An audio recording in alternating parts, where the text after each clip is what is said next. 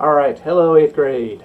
So we're going to do some of Chapter 7 today, and just so you know, for Chapter 5 and 6, make sure you're caught up in your notes. If you still have some questions about Chapter 6, save them for tomorrow, and I'll be happy to try and answer them. And then we will do a note check when we finish Chapter 9, so that's, coming up fairly soon. Just make sure you're caught up with everything. So as a reminder today, while we read Chapter 7, I'll read it to you guys, and then I'll help you with some stuff, explain some things, work on your notes and your books, obviously. Don't forget reflections, summaries, find a conflict somewhere. Make sure you're finding some themes, you all. Don't forget about your 4 vocab words. Don't fall behind in that, just as we go, okay? So for Chapter 7, let's get started. It says, Brinker Hadley came across to see me late that afternoon. I had taken a shower to wash off the sticky salt of the Nagumset, river. Going into the Devon was like taking a refreshing shower itself. You never had to clean up after it. But the Nagumset was something else entirely.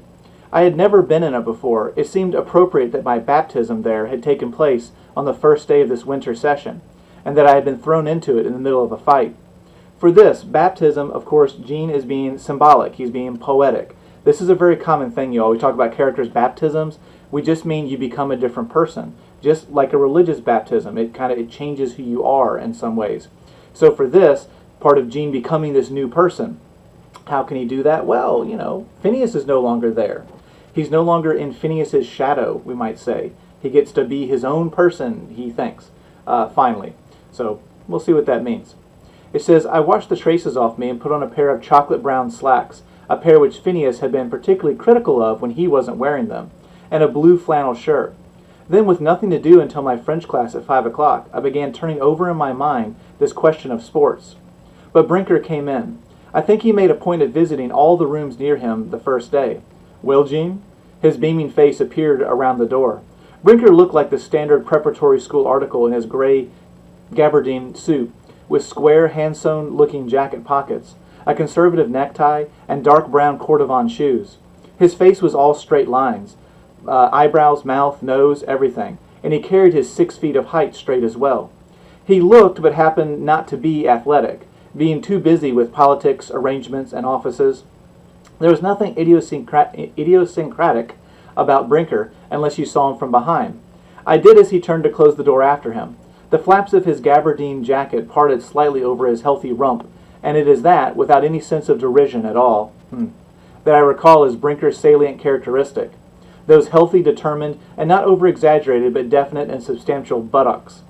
So this part right here, y'all, with Gene looking at Brinker's butt, he's doing it because he's got to find something about Brinker that's, not perfect, basically. Brinker is tall and good-looking, and he looks athletic even though he's not, really. He's too much into other stuff. And the way Gene is, since we're in his mind, whenever he sees somebody, especially if it's somebody he might be a little bit jealous of, like, for example, Brinker is 6 foot tall guy. Gene is how tall? Yep. And so he kind of thinks, like, what's not perfect about this guy? There we go. I'm always going to remember, he's got a big butt. Essentially, that's Gene just finding a fault with Brinker so that way he can make sure he knows something about him that's not perfect. A definite character trait for Gene. Here you are in your solitary splendor, Brinker went on genially. Genially is like nicely, friendly. I can see you have real influence around here. This big room all to yourself. I wish I knew how manage things like you. He grinned confidingly and sank down on my cot, leaning on his elbow in a relaxed, at-home way. It didn't seem fitting for Brinker Hadley, the hub of the class, to be congratulating me on influence. I was going to say that while he had a roommate, it was frightened Brownie Perkins, who would never impinge on Brinker's comfort in any way, and that they had 2 rooms, the front one with a fireplace. Not that I grudged him any of this. Of course, Gene's never jealous. I liked Brinker in spite of his winter session efficiency. Almost everyone liked Brinker. But in the pause I took before replying, he started talking in his light-hearted way again. He never let a dull spot appear in the conversation if he could help it. I'll bet you knew all the time Finney wouldn't be back this fall. That's why you picked him for a roommate, right? What? I pulled quickly around in my chair, away from the desk, and faced him. No, of course not. How could I know a thing like that in advance? Brinker glanced swiftly at me. You fixed it. He smiled widely. You knew all the time. I'll bet it was all your doing. Don't be nutty, Brinker. I turned back toward the desk and began moving books with rapid pointlessness. What a crazy thing to say. My voice sounded too strained even to my own blood-pounded ears. So, in other words, Brinker says to him, so you're so, clever, Phineas. Gene. You fixed it so Phineas wouldn't be back and you'd have the room all to yourself. He's just joking, you all, but of course, since Gene feels guilty, he feels so much guilt, he overreacts to it. What do you mean I fixed things? What do you mean I did this on purpose? Like that. The truth hurts, eh? I turned at him sharply as eyes can look. He had struck an accusing pose. Sure. I gave a short laugh. Sure. Then these words came out of me by themselves. But the truth will out. His hand fell leadenly on my shoulder. Rest assured of that, my son. In our free democracy, even fighting for its life, the truth will out. So Gene feels guilty on the inside, you all. That is what conflict? Character versus. And Gene's doing a thing here. It actually comes from Shakespeare, from Macbeth. And the line from Shakespeare is, "The lady doth protest too much." And what it means is, essentially, you have a character in a book or a story, but also in real life, you all. Real life stuff. Whenever somebody is, not whenever, but often when somebody is guilty of something, they want to go out of their way to tell you so much about how they didn't do this thing. They totally didn't do it, okay? Are you listening to how much they didn't do it? Now look, here's all the very specific reasons why they didn't do it, and they totally didn't do it. And I want to make sure everybody knows before I go on that I didn't do this thing. And I'm going to tell all people that I didn't do this. And you're like, oh my gosh, you're saying an awful lot how you didn't do this thing, and nobody even asked. That's what that means, you all. It's kind of a sign of a guilty conscience from that. So that's why Gene's reacting here too. And when Gene says the truth will out, he's really talking about himself and what he did, betraying his friend. Then it says, I got up. I feel like a smoke, don't you? Let's go down to the butt room. Yes, to the dungeon with you. This here you all is referring to cigarette butts, the little bit of trash left over when you're done smoking a cigarette. For the many reasons you guys should not start smoking in high school, because believe it or not, there will be that temptation in high school. Number one, you all, smoking, it reduces your lung capacity. You can't be an athlete and be a big smoker at the same time. Also, smoking gives you bad breath. It makes your hair stinky, makes your clothes stinky.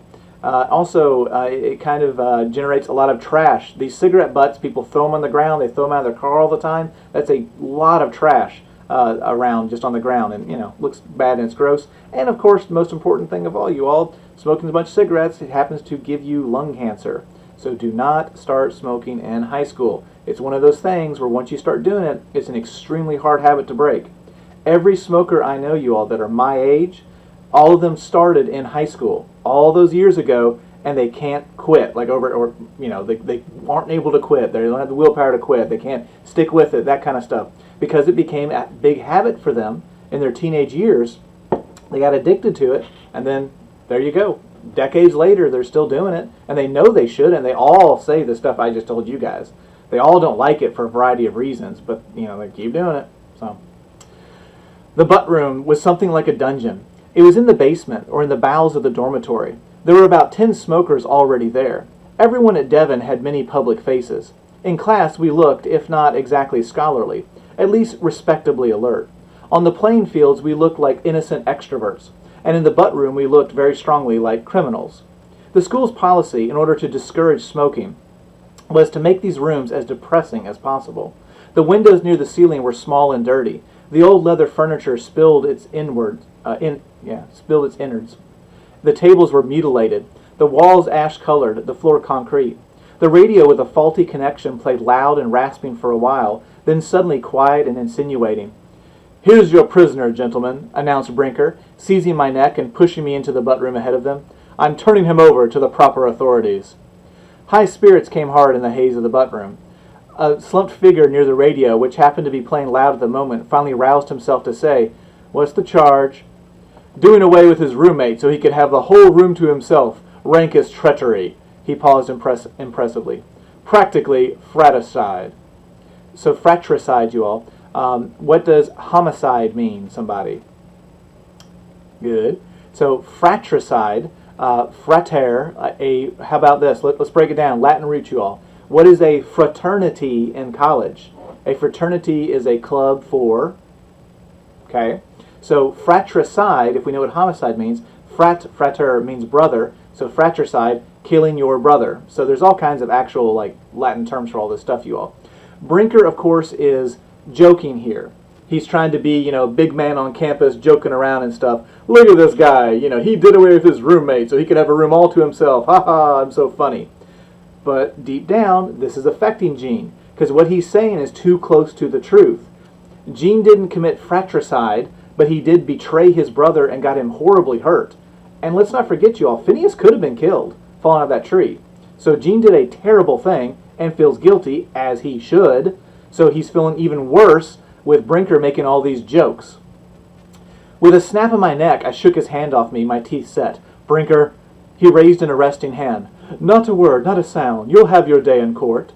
God damn it, shut up. I swear to God, you write a joke longer than anybody I know.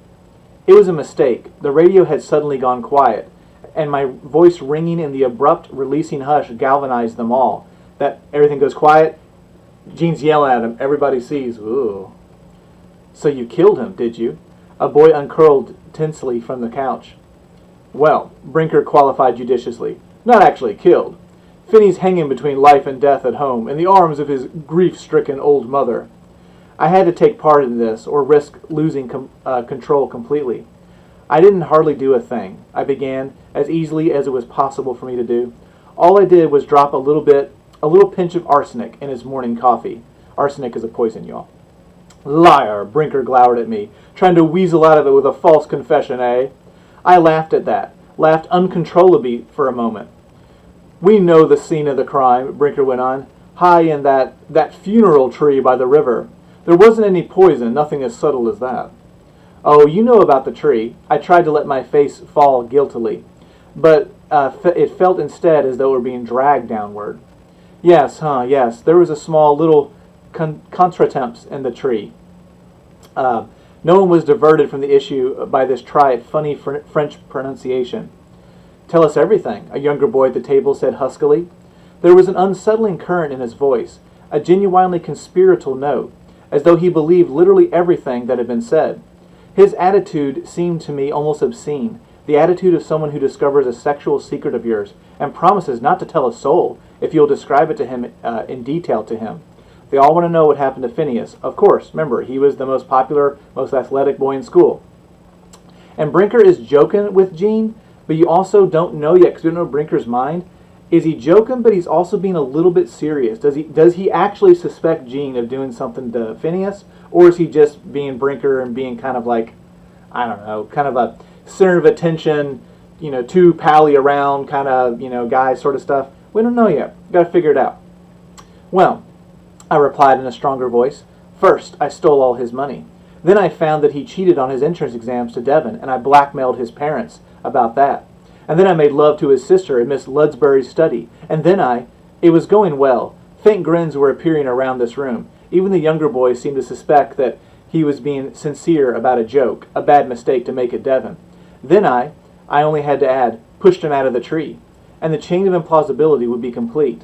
Then just those few words, and perhaps this dungeon nightmare would end.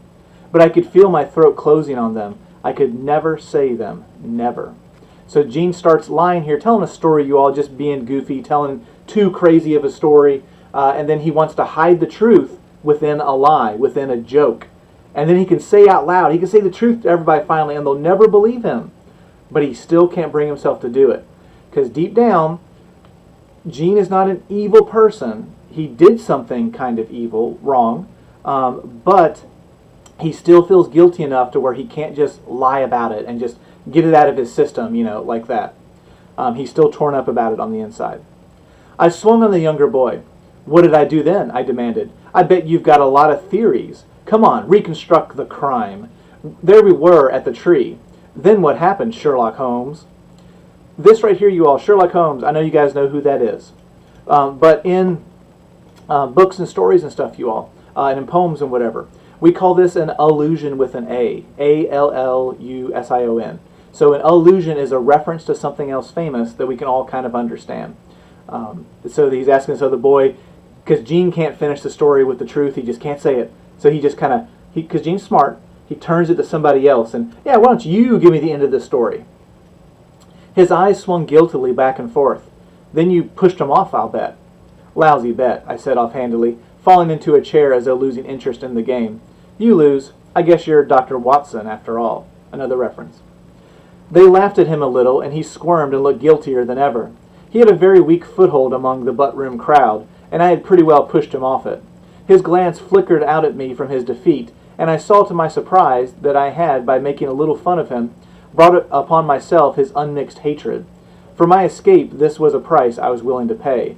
So in other words, Gene embarrassed another boy who told the truth. He accurately said that, what Gene did, but he embarrassed that other boy to kind of save himself. French, I exclaimed. Enough of this contretemps. I've got to study my French, and I went out. Going up the stairs, I heard a voice from the butt room say, Funny he came all the way down here and didn't even have a smoke. But this was a clue they soon seemed to forget. I detected no Sherlock Holmes among them, nor even a Dr. Watson. No one showed any interest in tracking me. No one pried, no one insinuated. The daily list of appointments lengthened with the rays of the receding autumn sun, until the summer, the opening day, even yesterday, became by the middle of October something gotten out of the way and forgotten, because tomorrow bristled with so much to do. School starting, everybody's busy, moving on. In addition to classes and sports and clubs, there was the war. Brinker Hadley could compose his shortest war poem ever written. The war is a bore, if he wanted to, but all of us had to take stronger action than that. First there was the local apple crop, threatened to rot because the harvesters had all gone into the army or war factories. We spent several shining days picking them and were paid for it in cash. Brinker was inspired to write his apple ode. Our chore is the core of the war. And the novelty and money of these days excited us. Life at Devon was revealed as still very close to the ways of peace. The war was at its worst only a bore, as Brinker said. No more taxing to us than a day spent harvesting in an apple orchard. The background of the war, you all, the people that usually would harvest these apples, the farmers and stuff, they're all off fighting World War II. And it's kind of a weird thing to think about, but the country back home would feel very different too, with a huge amount of guys off fighting the war. My grandfather was over in Europe.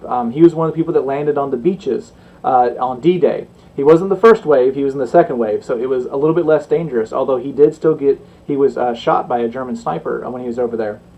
And it was just funny because my grandfather, he was this little farmer from rural Kentucky who basically had never left Kentucky, his whole life growing up, because this is a long time ago, you all. And all of a sudden he gets picked up when he's 18 and sent off to war over in Europe. And I still have these postcards that he sent my grandmother from France, from being in Paris, and just, writing on the back and stuff about how neat it was to see all these amazing places over there. But while he was over there doing that, who was tending the farm back home? His elderly parents were about all they could do, and they couldn't really, do the farm. And so it was a weird kind of thing to think about, but just little things we take for granted, little everyday things. Like, for example, somebody picking apples to send to the grocery store. There's no one available to pick apples, so the boys at the school get hired to go do it, so that way the apples don't rot on the trees and we don't waste that whole crop. Then it says, not long afterward, early even for New Hampshire, snow came. It came theatrically late one afternoon. I looked up from my desk and saw that suddenly there were big flakes twirling down into the quadrangle, settling on the carefully pruned shrubbery bordering the crosswalks, the 3 elms still holding many of their leaves, the still green lawns. They gathered there thicker by the minute, like noiseless invaders conquering because they took possession so gently. I watched them whirl past my window, didn't take this seriously, and played the way they fell. The playful way they fell seemed to imply, this little snow, this harmless trick. It seemed to be true.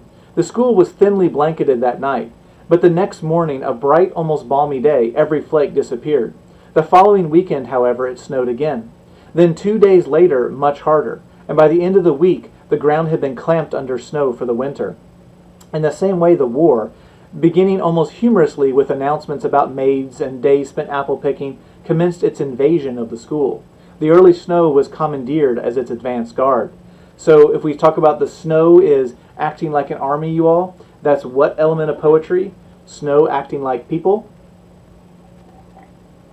All right, hopefully somebody said personification. Leper Lepellier didn't suspect this. It was not, in fact, evident to everyone at first, but Leper stands out for me as the person who is most often and most emphatically taken by surprise by this and every other shift in our life at Devon. The heavy snow paralyzed the railroad yards of one of the large towns south of us on the Boston and Maine line. At chapel the day following the heaviest snowfall, 200 volunteers were solicited to spend the day shoveling them out, as part of the emergency usefulness policy adopted by the faculty that fall. Again, we would be paid, so we all volunteered. You get to get out of school and work you all and get a little bit of money. Hey, fun. Brinker and I and Chet Douglas and even I noticed, Quackenbush, but not Leper. He generally made little sketches of birds and trees in the back of his notebook during chapel, and he had probably not heard the announcement. The train to take us south to the work did not arrive until after lunch, and on my way to the station, taking a short cut through the meadow not far from the river, I met Leper. I had hardly seen him all fall, and had hardly recognized him now. He was standing motionless on the top of a small ridge, and he seemed from a distance to be a scarecrow left over from the growing season. As I plodded toward him through the snow, I began to differentiate items of clothing. A dull green deerstalker's cap, brown earmuffs, a thick gray woolen scarf. Then at last I recognized the face in the midst of them. Leper's, pinched in pink, his eyes peering curiously toward some distant woods through steel-rimmed glasses. As I got nearer, I noticed that below his long tan canvas coat with sagging pockets, below the red and black plaid, woolen knickers, and green puttees? I don't know what that is, y'all. And remember, if you don't know like a silly word like that, it's not a big deal. I know it's happened in the story. Moving on. I assume it's some kind of old expression for clothes. His plaid woolen knickers and green puttees. He was wearing skis. They were very long, wooden and battered, and had two decorative old-fashioned knobs on their tips. "You think there's a path through those woods?" he asked in his mild, tentative voice when I got near. Leper did not switch easily from one train of thought to another, and even though I was an old friend, he had not talked to me in months. I didn't mind his taking me for granted now, even at this improbable meeting in a wide, empty field of snow. "I'm not sure, Leper, but there's one at the bottom of the slope." "Oh, yeah, I guess there is." We always called him Leper to his face. He wouldn't have remembered to respond to any other name. I couldn't keep from staring at him and at the burlesque explorer look of him. "What are you," I asked at last, what are you doing, anyway?" "I'm touring." "Touring." I examined the long bamboo ski poles he held. "How do you mean touring?" "Touring. It's the way to get around the countryside in the winter. Touring skiing. It's how you go overland in the snow. Where are you going?" "Well, I'm not going anywhere." He bent down to tighten the laces on the puttee. "I'm just touring around." "There's a place across the river where you could ski. The place where they have the rope tow and that steep hill across from the railroad station. You could go over there." "No, I don't think so." He surveyed the woods again, though his breath had fogged his glasses. "That's not skiing." "Why, sure it's skiing. It's a good little run. You can get going pretty fast on that hill." "Yeah, but that's it, and that's why it isn't skiing. Skiing isn't supposed to be fast. Skis are for useful locomotion. Locomotion means to move somewhere, you all. Just move." He turned his inquiring eyes on me. "You can break a leg with that downhill stuff." "Not on the little hill." "Well, it's the same thing. It's part of the whole wrong idea. They're ruining skiing in this country. Rope tows and chair lifts and all that stuff. You get carted up and then you whiz down. You never get to see the trees or anything. Oh, you see a lot of trees shoot by, but you never get to really look at a tree. I just like to go along and see what I'm passing and enjoy myself." He had come to the end of his thoughts, and now he slowly took me in, noticing my layers of old clothes. "What are you doing anyway?" he asked mildly and curiously. "Going to work on the railroad." He kept gazing mildly and curiously at me. "Shovel out those tracks. The work they talked about in the chapel this morning, you remember." "Have a nice day at it anyway," he said. "I will. You too." "I will if I find what I'm looking for, a beaver dam. It used to be up at Devon a ways in a little stream that flows into the Devon. It's interesting to see the way beavers adapt to the winter. Have you ever seen it?" "No, I've never seen that." "Well, you might want to come sometime if I find the place." "Tell me if you find it." With Leper, it was always a fight. A hard fight to win when you were 17 years old and lived in a keyed-up, competing school to avoid making fun of him. But as I had gotten to know him better, this fight had been easier to win. In other words, Gene's thinking, boy, it'd be easy to make fun of Leper. He's such an odd kid, and he's even more introverted than Gene was. And he believes in these silly things, like he wants to ski slowly through the forest so he can look at nature rather than zip down the slopes, super quick. And that's one of those things where, like, yeah, like I totally understand Leper. Like I'd rather go for a relaxing walk through the forest than go downhill skiing, just because I like to enjoy nature and I don't want to break my leg. So, like, yeah, I understand that. But in an all-boys school like this, it'd be very easy to make fun of Leper, and a lot of people do. Even just his nickname, you all, they call him to his face. That's the only name he responds to because that's what everybody calls him. It's his name, but it's also kind of a little bit mocking. So Gene here is thinking about, like, he actually does kind of like Leper. And remember, he misses having him across the hall from him, too. Shoving his long bamboo poles, he pushed deliberately forward and slid slowly away from me. Down the gradual slope, standing very upright, his skis far apart to guard against any threat to his balance, his poles sticking out to either side of him as though to ward off any interference. I turned and trudged off to help shovel out New England for the war. This little bit with Leper, you all, like, what's the point? They sat there and talked about skiing for like a page. Like, okay, so what? This is one of those things where, more advanced book, you all. I want you to think about it this way. How is Gene similar and how is he different to Phineas first, for our first part of the book?